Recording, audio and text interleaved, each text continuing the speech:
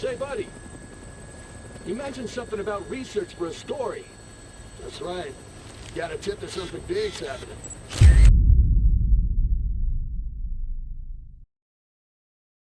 Your eyes do not deceive you. I've already released... Wait, I've already done this bit. How about we try it a little different this time? Last video I released was my Dead Rising challenge run that I did on the OG game, and I just so happened to release it on the same day that the Deluxe Remaster had released. Now I've had my chance to play through the Remaster, the main story, and the overtime mode with all of the changes that were made to it. So let me start this video off with a question. Why? Remasters and remakes in the gaming industry are not a recent thing and are actually a hot commodity. I mean, just look at Sony with how many of their original titles and old franchises from back in the day that they're remastering and remaking to this day. It's just The Last of Us on Horizon, huh? God damn it. But back on topic. It's important to understand the difference between a remaster and a remake. A remaster is when a company will attempt to up-res textures, character models, add widescreen support, and usually improve the frame rate, all while trying to retain the vision of the original game. As an example, the Halo Anniversary editions of Combat Evolved and 2 showcase what a remaster can really be, even if some of it is questionable. Or The Last of Us remake. Remakes are when they, from scratch, create the game again using modern techniques and game systems to make it contemporary and up to date. Usually that means they can change storylines, character arcs, voice acting, music, control styles, locales, and even add in old ideas from early concepts of the original game. Best example is one of the games that started the remake trend, the Resident Evil remake from 2002. They followed everything listed above, and then some. And if you want to make this even more complicated, there's actually a remaster of the remake. And I think they've remastered it twice at this point. It's getting confusing. Oh, there he goes again, mentioning Capcom games. Oh.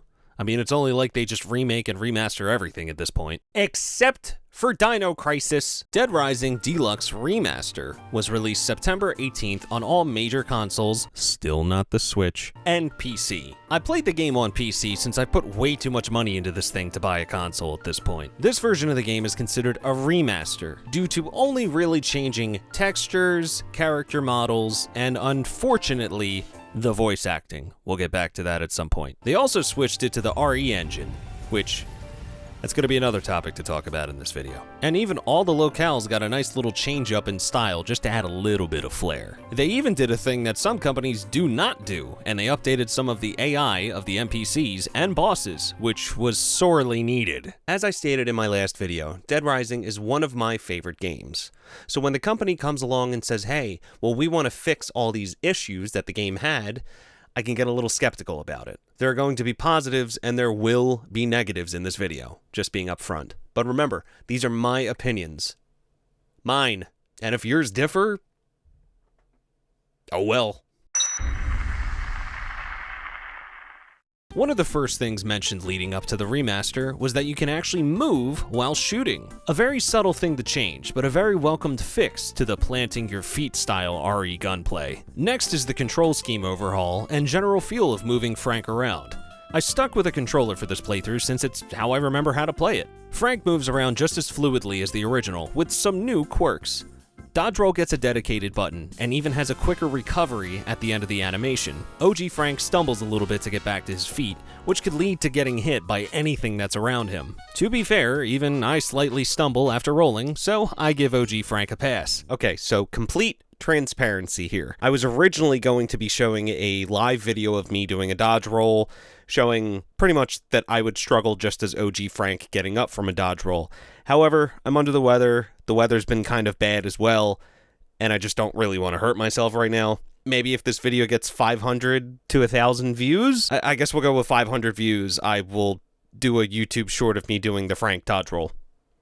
Okay, back to the video. With the new skills Frank unlocks, the controls get displayed on screen when grabbed by zombies or standing over top of downed ones. I personally think this is a great addition because in the OG game, I would rarely do the special moves since I would forget the buttons and need to look them up every time. The other small additions are being able to see the durability for every item Frank is carrying. Gone Guru is still in the game! and PP stickers standing out way more around the mall. There's also a new mechanic thrown into the game from the start. You can fast forward time at a save station in case there's nothing to do and you want to move on. Some could see the skipping of time to be a little bit cheesy, maybe cheating a little bit, but honestly, if you have nothing to do, you don't care about going out to get all the other survivors, I don't see a problem with this. Maybe if they saved it for a new game plus or like a special unlock, sure, but I don't hate it. All right, time for bed. Let me just check one thing.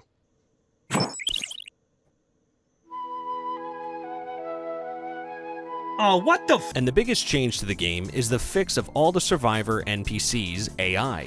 He wants milk? I would also like to throw in here, I didn't write it in the script, but the military's AI seems to be slightly improved as well, even though they can kind of gang up on you and get the upper hand, which can be a little shitty at times. Survivors are less likely to get stuck on geometry, even though they will still get stuck on zombies occasionally. What are we doing here? Oh, did they just run through? They did! Pathing is slightly fixed. Yeah, you're not getting orange juice, honey. You can wait. Holding hands with survivors works as intended, with less disconnects, and they even added some extra quirks for each survivor. Survivors now have an affinity for certain items and behaviors while being wrangled back to the safe room. Like certain ones will want orange juice or a bat, or they will be pissed and less likely to help you if you need it. He likes popsicles and toy swords. One extra little tidbit is that the survivors will talk more about their surroundings, and if they spot something Frank could use, or if they see a PP sticker you missed. A nice, subtle change. One of the other touched up things is that every section of the mall has an overall theme and slightly new look. Paradise Plaza has an underwater beach style. Entrance Plaza feels like looking up at the night sky with stars everywhere. Even the maintenance tunnels got a touch up to make navigation easier. Wonderland, North, and Alfresca all look pretty much the same, but still good. One last little interesting tidbit that was added in for one of the psychopaths. During the fight with the family that snipes at you in the entrance plaza, if you save Thomas for last, he won't attack you anymore, and you don't have to kill him. But if you try to bring him back to the safe room, he denies and says he wants to stay with his family. The delivery is actually really well done, and I'll play it so you can hear what Thomas says in that exchange. I just thought Daddy and Jack liked to hunt for sport. All this happened. They became so excited. They said they'd been waiting for a day like this. I'm sorry for your loss. Guess I deserve this. We shot at you first after all. I could take you somewhere safe if you want. I'm staying here with my brother and Daddy. I can't just leave them behind like this. I see. Hang in there, kid. So it is at this point where I have to turn my non-frown upside down to talk about some of the bad things that the remaster has done. Again, my opinion. I'm going to start this off by complaining about the decision to recast all of the characters for this remaster. Capcom left all of the music from the mall and cutscenes, some of the same sound effects, but for some reason decided to recast the voice cast. TJ is my homeboy and made Frank the man we know and love today. Jazz Patrick did his best to recapture the luster that is Frank West, but misses the mark slightly. I want to say the majority of the women's cast actually did a fantastic job, but the men's cast left a lot to be desired besides a couple standouts, like Otis, Paul, and surprisingly, Brock, for how little he is in the game. I did not like Brad's performance, but to be fair, it could be totally the direction to blame. The way they recorded the new voiceovers was just by watching the OG game and doing their takes. But a lack of direction can make or break a game's foundation, and I want to say that that is the reason performances were not as great. I'm not trying to knock these voice actors at all, but it loses the overall aura the OG had. Next. The next thing on my list of negatives are a couple of the design choices for new character models. I'm not a fan of what they changed on Frank. It almost feels like they wanted him to look a bit more like the seasoned veteran and hairline he was in Off the Record. It kind of took me out of the game because I didn't see it as Frank, and the new voice portrayal didn't help. And they also just kind of made his hair a little bit more gray, so aging him forward almost about 20-ish years. Not a fan. I wasn't a big fan of the slight redesign on Cliff either, but we'll delve more into him in one of the next sections. Sean the cult leader's design was okay for the most part, but what is up with the jewelry, man? I get it that it's closer to the namesake of the cult, but Christ, it looks out of place. But even with these negatives, a lot of the remodels were just fine. I actually really enjoyed the remodel for Brock especially, but this leaves a weird thought in my head. It almost feels like some of the characters might have been developed in different sections in Capcom. Some feel really complete and well done, and others feel like it wasn't a finished idea, which you can tell from lighting in certain scenes. This is extremely nitpicky, I know. So with new versions of a game will come a new engine, and Capcom really likes showing off the RE engine's capabilities. However, even with nice models, textures, gameplay systems, some of these small issues really stuck out. They seem to have a problem with their depth of field filter, and it was very noticeable in a majority of cutscenes. During cutscenes, you can notice some characters' faces will be half blurry, like a hard line down the middle of their face. I turned off the DOF filter when trying Infinite mode, and was flabbergasted at the clarity on screen after. I should have done it sooner, honestly. The game crashed for me multiple occasions on the first day, but the reason was revealed that if you have texture settings above 4 GB, the game will crash randomly. There was also a little bit of pop-in every now and then, and I also noticed a decent amount of zombie issues as well. Certain times it seemed like there were plenty of zombies on screen, and other times it felt like not enough were on screen, especially in the maintenance tunnels. And zombies would sometimes spawn all inside of each other as you load into a level,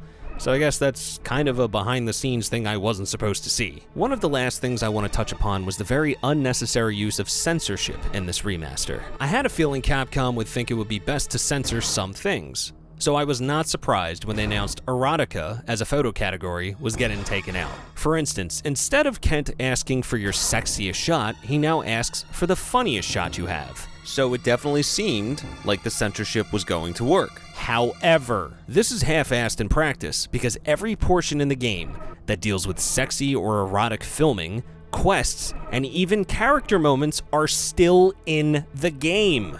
Jo is still a perv towards her captives with all the camera angles in plain view. And even the survivor mission for Cheryl, who wants you to take sexy photos of her, so the world won't forget her, of course. It's still here, but the category gets put as no genre or drama. Back on the censorship wagon is the horrible changes they made to Cliff. In the OG, Cliff was the most realistic and scary depiction of someone with PTSD in a situation like this. He was a military veteran having flashbacks from Vietnam due to his child getting taken away from him by the zombies, leading to one of the most heart-wrenching moments in the game, making you feel bad for him and devastated at his story. What does the remaster do? Take out any relation to Vietnam and certain choice words he may have said in the original for a mole and a dirty animal. Roll the comparison.